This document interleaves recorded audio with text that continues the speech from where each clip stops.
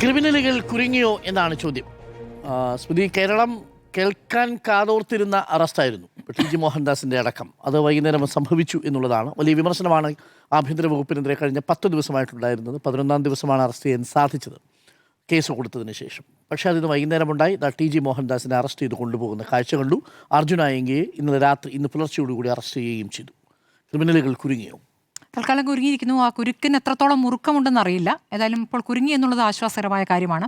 ഇപ്പോൾ അർജുൻ ആയങ്കിയിൽ നിന്നും തുടങ്ങാൻ തോന്നുന്നു. ആയങ്കിയെ ഇപ്പോൾ CPIM പൂർണ്ണമായും തള്ളിക്കളഞ്ഞിട്ടുണ്ട്. എല്ലാ നേതാക്കളും എതിർത്ത് അല്ലെങ്കിൽ അയാൾ നമ്മുടെ കൂടെയുള്ള ആളല്ല എന്ന് തള്ളിപ്പറയുന്നുണ്ട്. പക്ഷേ ആ തള്ളിപ്പറയുമ്പോഴും അർജുൻ ആയങ്കി എങ്ങനെയാണ് ഈ രൂപത്തിൽ ഇത്രത്തോളം ആത്മവിശ്വാസത്തോടെ പൊതുസമൂഹത്തെ വെല്ലുവിളിക്കാൻ, ഇവിടുത്തെ നിയമ സംവിധാനത്തെ വെല്ലുവിളിക്കാൻ ശക്തനായി വളർന്നത് എന്നൊരു ചോദ്യമുണ്ടല്ലോ. അപ്പോൾ അങ്ങനെ വളരാൻ സഹായിച്ച മണ്ണ് എവിടെ നിന്ന് ഒരുക്കി കൊടുത്തു എന്നുള്ള ചോദ്യം വരുമ്പോൾ അതിൽ CPM പ്രതിരോധത്തിലാകുന്നുണ്ട്. DYFയുടെ ഒരു union secretary, taluk union secretary അല്ലേ, യൂണിറ്റ് കമ്മിറ്റി. അപ്പോൾ അത് അങ്ങനെയാണ് തുടങ്ങിയത്. ശരി, അപ്പോൾ പാർട്ടിയിലെ പ്രധാനപ്പെട്ട പദവി ഉപയോഗിച്ചു എന്നൊന്നും ഞാൻ പറയുന്നില്ല. പക്ഷേ അവിടെ നിന്ന് തുടങ്ങിയതാണ്. അതിനുശേഷം പാർട്ടിയുടെ പ്രധാനപ്പെട്ട, അയാളുടെ വാക്കുകളിൽ പറയുകയാണെങ്കിൽ, നാവായും തൂലികയായും പ്രവർത്തിച്ചു അത്രേ. ഇപ്പോൾ പാർട്ടിയുടെ സൈബർ മുഖങ്ങളിൽ ഏറ്റവും പ്രധാനപ്പെട്ട ഒരാളായിരുന്നു. നമുക്കെതിരെയൊക്കെയുള്ള പ്രതികരണങ്ങളായിട്ടും പലപ്പോഴായി അർജുൻ ആയങ്കിയുടെ പ്രതികരണം വന്നിട്ടുണ്ട്. അപ്പോഴൊന്നും ഒരു പാർട്ടി നേതാക്കളും അർജുൻ ആയങ്കിയെ തള്ളിയിട്ടില്ല. അപ്പോൾ അതിന് വലിയ രീതിയിൽ ലൈക്കും ഷെയറും ലവും ഒക്കെ കൊടുക്കാൻ തന്നെ നിരവധി പ്രവർത്തകരും അല്ലെങ്കിൽ അർജുൻ ആയങ്കി ആരാധകരും ഉണ്ട് എന്നുള്ളതാണ് നമ്മളെ ഭയപ്പെടുത്തേണ്ട കാര്യം. അങ്ങനെയുള്ള ആരാധക വൃന്ദം അയാളെ രക്ഷിക്കാനും അയാൾക്ക് വേണ്ടി ക്രൗഡ് ഫണ്ടിങ്ങിന് സഹോദരൻ ആഹ്വാനം നൽകിയപ്പോൾ അതിനുവേണ്ടി ഇറങ്ങാനും കുറേ ഗുണ്ടകളടക്കമുള്ള ആളുകൾ എത്തുന്നു.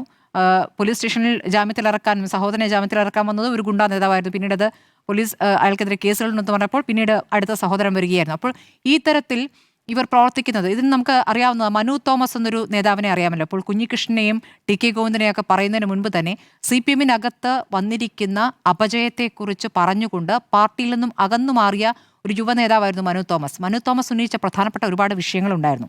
അതിൽ ഒന്ന് എന്ന് പറയുന്നത് അന്നത്തെ യുവജന കമ്മീഷൻ അധ്യക്ഷനും DYFയുടെ കേന്ദ്ര കമ്മിറ്റി അംഗവുമായ M ഷാജിറിനെതിരെയായിരുന്നു. അന്ന് സ്വർണ്ണക്കടത്ത് സംഘവുമായി ഷാജിറിന് ബന്ധമുണ്ട് എന്ന ഗുരുതരമായ ആരോപണം അന്ന് ഉയർത്തിയിരുന്നു. എന്നിട്ട് ഇപ്പോൾ ഈ ഷാജിറുമായി ബന്ധപ്പെട്ട് എന്ത് നടപടികളിലേക്ക് പാർട്ടി കടന്നു, അല്ലെങ്കിൽ മനു തോമസ് ഉന്നയിച്ച ചോദ്യങ്ങൾക്ക് കൃത്യമായ ഒരു മറുപടി പാർട്ടിയുടെ ഭാഗത്തുനിന്നുണ്ടായോ? ഇല്ല. പകരം ഇപ്പോൾ ഷാജിർ സ്വന്തമായി 2 കോടിയോളം വില വരുന്ന വലിയൊരു വീട് വാങ്ങി എന്ന പരാതി അവിടുത്തെ യൂത്ത് കോൺഗ്രസ് ഉന്നയിക്കുകയാണ്. അങ്ങനെ ഈ സ്വർണം പൊട്ടിക്കൽ കേസുമായി ബന്ധപ്പെട്ടാണ് ഈ പറയുന്ന അർജുൻ ആയങ്കി പല 2 കേസുകൾ, നമ്മൾ കേരളം ചർച്ച ചെയ്ത പ്രധാനപ്പെട്ട 2 കേസുകളുണ്ട്. ആ കേസുകളിൽ കുടുങ്ങിയതോടുകൂടിയാണ് വലിയ രീതിയിൽ അർജുൻ ആയങ്കി ചർച്ച ചെയ്യപ്പെടുന്നത്. അപ്പോഴൊക്കെ തന്നെയും ഈ വെല്ലുവിളികൾ അയാൾ തുടരുന്നുണ്ടായിരുന്നു. വെല്ലുവിളി എല്ലാ കാലത്തും അയാൾ തുടരുന്നുണ്ടായിരുന്നു. ആ വെല്ലുവിളിയുടെ തുടർച്ചയാണ് നമ്മളിപ്പോൾ ഏറ്റവും ഒടുവിൽ കണ്ടത്.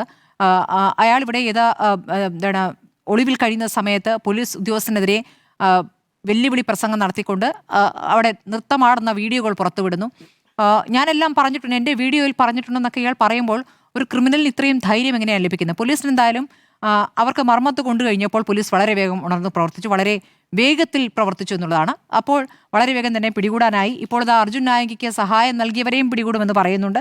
പിടികൂടട്ടെ. ഇപ്പോൾ ഓപ്പറേഷൻ ഗ്രിപ്പ് എന്നൊരു പദ്ധതി കൂടി, ഇപ്പോൾ ഓപ്പറേഷൻ തൂഫാന് പിന്നാലെ ഓപ്പറേഷൻ ഗ്രിപ്പ്, ഈ ഗുണ്ടകളെ പിടിക്കുന്ന ഒരു നടപടിയിലേക്ക് കൂടി പോലീസ് കടക്കുന്നതാണ്. അങ്ങനെയാണെങ്കിൽ അത് വളരെ വേഗത്തിൽ വിപുലമായി നടത്തേണ്ട ഒരു കാര്യമാണ്. CPIM ഇപ്പോൾ തള്ളിപ്പറയുമ്പോഴും നേതാക്കളുടെ ആശീർവാദത്തോട്, ചില നേതാക്കളുടെയെങ്കിലും ആശീർവാദത്തോടു കൂടിയാണ് ഇത്തരം ക്രിമിനലുകൾ പാർട്ടിയിൽ വളർന്നത്, അല്ലെങ്കിൽ പാർട്ടിയെ പല ഘട്ടങ്ങളിലും സഹായിക്കാൻ എന്ന പേരിൽ അവർ പ്രവർത്തിച്ചത്. ആ രൂപത്തിലുള്ള പ്രവർത്തനം ഒരു ഘട്ടം വന്നു കഴിഞ്ഞപ്പോൾ അത് പുറത്തേക്ക് കാര്യങ്ങൾ വന്ന ഘട്ടത്തിൽ എല്ലാ നേതാക്കളും തള്ളിപ്പറയുകയായിരുന്നു. ഇന്നിപ്പോൾ അർജുൻ ആയങ്കിയെ തള്ളിക്കൊണ്ട് എല്ലാവരും വരുന്നുണ്ട്. പക്ഷേ ഇയാൾ ഇട്ടിരുന്ന പോസ്റ്റുകൾക്കെതിരെയൊന്നും ഒരു ഘട്ടത്തിലും പ്രതികരിക്കാവുന്ന നേതാക്കളാണെന്ന കാര്യം കൂടി നമ്മുടെ മുന്നിൽ നിൽക്കുകയാണ്. അടുത്തത് ഈ പറയുന്ന ടി.ജി. മോഹൻദാസിനെതിരെ 11 ദിവസങ്ങൾക്ക് മുമ്പ് ജൂലൈ 29 പരാതി ലഭിച്ചിട്ടുണ്ട്. അത് AYFയുടെ നേതാവ് ജിസ്മോൻ പരാതി നൽകി. അതല്ലാതെ കോൺഗ്രസ് പ്രവർത്തകയായ താര ടോജോ അലക്സും പരാതി നൽകിയിരുന്നു.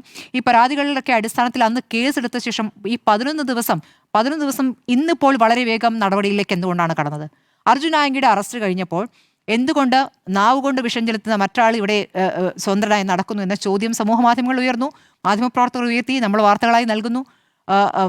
ആഭ്യന്തരമന്ത്രി പറയുകയാണ്, അറസ്റ്റിന് ഉത്തരവിടാൻ ഞാൻ ആളല്ല, ശരി, ആഭ്യന്തരമന്ത്രിക്ക് അത് സാങ്കേതികമായി പറയാം. പക്ഷേ ആഭ്യന്തരമന്ത്രി കൊടുത്ത നിർദ്ദേശത്തിന്റെ അടിസ്ഥാനത്തിൽ തന്നെ ആയിരിക്കുമല്ലോ വേഗത്തിൽ പോലീസ് നീങ്ങാൻ കഴിഞ്ഞത്, അല്ലേ? ഇപ്പോൾ സൈബർ പോലീസുമായി ബന്ധപ്പെട്ട് അവരുടെ പ്രായോഗിക ബുദ്ധിമുട്ടുകളൊക്കെ അവർ പല ഘട്ടങ്ങളായി പറയുന്നുണ്ട്. അവർക്ക് സ്റ്റാഫ് കുറവാണ്, പ്രവർത്തിക്കാൻ എല്ലായിടത്തേക്കും ഓടി എത്താൻ പറ്റുന്നില്ല എന്നൊക്കെ. പക്ഷേ കേസിന്റെ ഗൗരവം അനുസരിച്ച് സമൂഹത്തെ ബാധിച്ചിരിക്കുന്ന പ്രധാനപ്പെട്ട വിഷയം ഇത് ഈ രാജ്യം ഒന്നാകെ ഉറ്റുനോക്കി, അല്ലെങ്കിൽ ഇവിടുത്തെ കേന്ദ്ര സർക്കാരിനെ തന്നെ വിറപ്പിച്ച ഒരു സമരമാണ് ജന്തർ മന്ദർ നടന്നത്. ആ സമരത്തിന് ആഹ്വാനം നടത്തി, അല്ലെങ്കിൽ ആ സമരത്തിൽ മുൻപന്തിയിലുണ്ടായിരുന്ന യുവതികൾക്കെതിരെ, ആ സമരത്തെ അധിക്ഷേപിച്ചുകൊണ്ട് സംസാരിക്കുന്നു.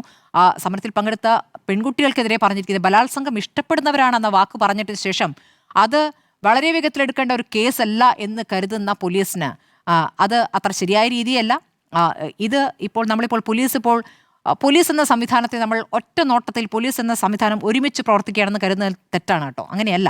വിവിധ രാഷ്ട്രീയ പാർട്ടികളോട് ആഭിമുഖ്യമുള്ളവരുണ്ടാകാം.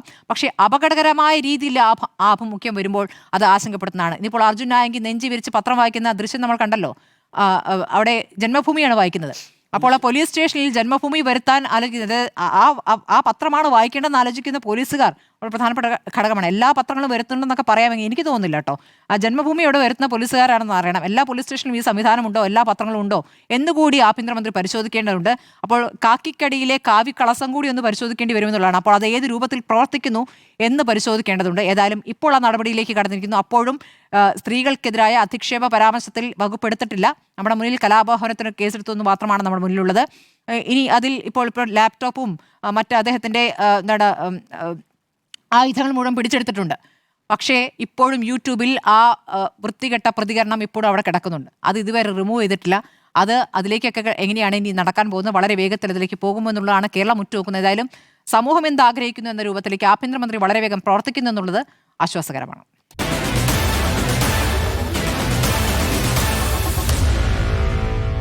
Meet the editors.